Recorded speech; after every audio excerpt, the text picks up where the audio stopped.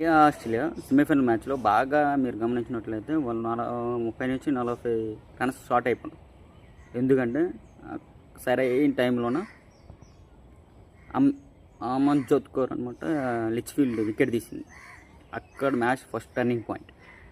Next అలాగా Sricharani super. నాకు తెలిసి మ్యాచ్ మొత్తం హోల్డ్ చేసి తక్కువ ఎకానమీతో బౌలింగ్ వేసింది Sricharani.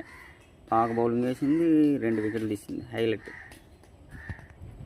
Next Radha recipe wicket తీసింది. ఏకన్నా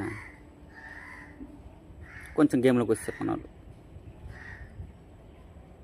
మొత్తం ఆస్ట్రేలియా 360 రన్లు కొడతారు అనుకునే టైం నుండి 338 రన్లకి రిస్ట్రిక్ట్ చేశారు. నేను బ్యాటింగ్ వచ్చారు ఇండియా. బాగా సఫలవన్ బాగా ఆడుతున్నసరికి ఎల్బిడబ్ల్యూ అయిపోయింది. స్మృతి మందన సేమ్, ఇంకా జమీం వచ్చింది అండ్ హర్మత్ కౌర్. జమీం అంతా హైలైట్. అలా ఆడుతూ బాగా పార్ట్నర్షిప్ చేశారు. మనం జమీన్ని ఎంత మెచ్చుకోవాలి, హర్మత్ కౌర్ని అంతే మెచ్చుకోవాలి. బాగా ఆడింది. మిడిల్ అలా ఆడకపోతే మాత్రం ఇండియా కష్టం అయిపోద్ది. నెక్స్ట్ అనమాట దీప్తి శర్మ సూపర్.